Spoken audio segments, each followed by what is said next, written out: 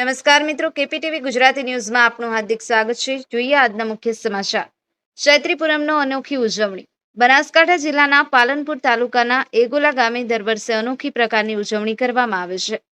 ચૈત્રી પૂનમના દિવસે આખા ગામના લોકો પ્રસાદીનો સામાન લઈ મહાકાળી માતાજીના પવિત્ર ધામમાં મંદિરે જાય છે। ગામમાં કોઈ પણ વ્યક્તિ રહેતું નથી, તેમજ તે સમય દરમિયાન કોઈ પણ વ્યક્તિ ગામમાં પ્રવેશ કરતું નથી।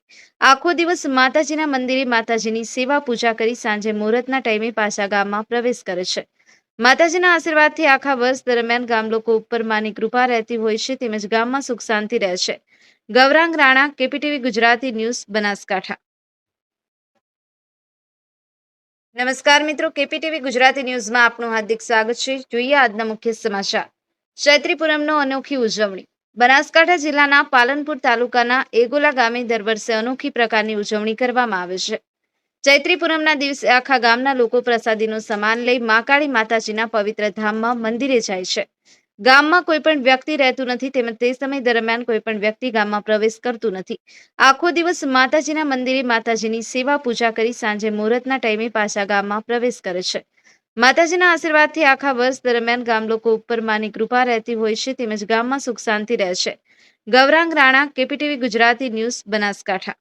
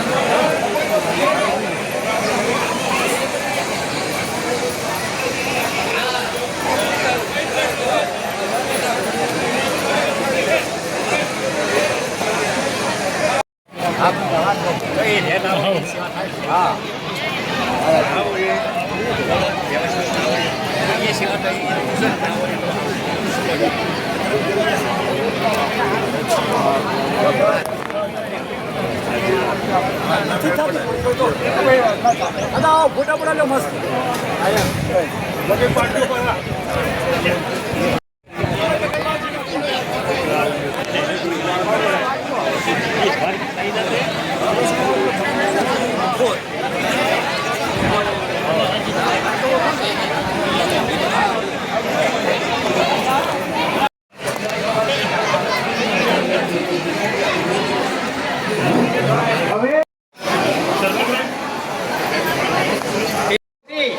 રણજીતસિંહ જેવા ભીમાજી રાજપૂત, ગોવિંદભાઈ લક્ષ્મણભાઈ ગુજોર, દાવત. ઉજવણી કાઢવાનો એક માતાજીના હાથે એક સંકલ્પ હતો કે આજે અમે પહેલી વહેલી ઉજવણી 1965માં કાઢી, બરાબર. 1965માં અમે પહેલું શું કર્યું અમે કે એ વખતે અમે 9 વર્ષ માટે તો દર વર્ષ કાઢતા, પણ એ વખતે શું ખેતીના આવા કોઈ લાઇટનું કે બીજા કોઈ સાધનો નહોતા અને બધા ઉપર વ્યવહાર હતો અને લોકોને આટલી આજીવિકાઓ નથી, આટલો સાધન સંપન્ન હતો, એટલે પહેલાં 9 વર્ષે દર વર્ષ કાઢ્યું અને પાછળથી અમે 71 વર્ષે કર્યું, કારણ કે પશુઓ બીજા બધા હોય એટલે દર વર્ષ કાઢીએ છીએ. મૂળ પહેલી ઉજવણી 1965થી શરૂ થઈ, બરાબર. હવે કાઢવાનું કારણ શું હતું કે કાઢવાનું કારણ હતું કે અહીંયા રજપૂત ભાઈઓ છે, ચૌધરી ભાઈઓ છે, પછી બ્રાહ્મણ ભાઈઓ છે, પછી હરિજન દલિત ભાઈઓ છે, વાલ્મીકીઓ છે, દેવી પૂજકો છે, બધી લગભગ 8-10 કોમો છે. બહુ આનંદથી બધા છે. આજે માની કૃપાથી આજે બનાસકાંઠામાં નોકરીનું ફોર્મ પહેલું છે. એક વાત. બીજી વાત એ દરેકને આપી જ દે નોકરીઓ, બરાબર છે. ધંધો બળગારે કોઈ બી ધંધા હોય, પણ કાઢવાનું કારણ એક જ હતું કે 1965ની અંદર અમારા ગામમાં આજીવિકાઓ નથી અને એ વખત આર્થિક પરિસ્થિતિઓ અને લોકોના એ વખતે પોતાના જીવન વ્યવહારો કરવામાં બહુ તકલીફો પડતી અને કે આપણે શું કરવું. તો એ વખતે આ મંદિરને સહાયતા કરી અને અમે કીધું કે માં અમારું બધુંનું અમારા જે પૂર્વજો હતા એમને આ કબૂલ કર્યું કે માં તારી ચૈત્ર પૂનમની ઉજવણી કરશે પણ તું અમારા ઉપર સહાયતા રાખ. અત્યારે એના બાબતમાં અમારી લહેર છે, બરાબર. અને બીજું કે આજે સંપન્ન એવું છે કે કોઈ ભાઈ છોકરો કે કોઈ બેન એને આજીજી કરે તો 100% માલિક એને રસ્તો આપે છે. આ સાલે લગભગ 6 થી 7 જણા નોકરી ગયો છે, ગઈ સાલ 5 હતા, એટલે આ એની કૃપા છે. અને કાઢવાનું કારણ એક આર્થિક પરિસ્થિતિને કારણે, પણ અત્યારે અમારો હંપ આખા ગામના દરેક ભાઈનો સંપ, દરેકને અત્યારે 5 થી 6 હજાર લીટર ટંકે દૂધ જાય છે. બધા નોકરીઓ કરે સારી સારી અને ખાસા ઘેર ઘેર કોઈ એવો બહેન નથી કે જેના ઘરમાં એક નોકરી જ ના હોય. કોઈના 5 છે, કોઈના 4 છે, કોઈના 2 છે, બરાબર. એ બધો પ્રતાપેનો છે, બરાબર છે. એટલે આ તો ભાઈ જગત જોગણી છે, બરાબર છે. જોગણીઓ બધી 64 કરી, પણ પહેલું રૂપ માનું છે અગ્નિ સ્વરૂપ, બરાબર છે. અને સદીઓ પુરાણું છે. અમે કોઈ કર્યું નથી, અમે જીર્ણો ઉદ્ધાર કર્યો હતો ખાલી. કેવી 281 તારીખ કેવી 281 શિવગર મહારાજની કૃપાથી 5 મહિના લાયા એમને પૂરું ચાલ્યું અને એ માતાજીની બેઠક કરી એટલા સુધી એમને નેતાની ઓરડી તોડી પછી એમને પરસેવો ફૂટી ગયો હતો, નહોતા કરી શક્યા અને એના પર માતાજીને અમે બેઠક કરી, બરાબર છે. અને આ શિવપુર મહારાજની કૃપા છે કે અહીંયા મંદિર કોઈ બ્રાહ્મણની તાકાતથી શિવપુરે 2 વખત જતા અગ્નિગોત્રી પર મૃત કોઈ આવવાવાળો મળ્યો નહોતો, બરાબર છે. પણ આ બાપજીની કૃપા અને એના કારણેથી અમારા ઉપર એની કૃપા છે અને અમે એના ચરણમાં છે, બરાબર.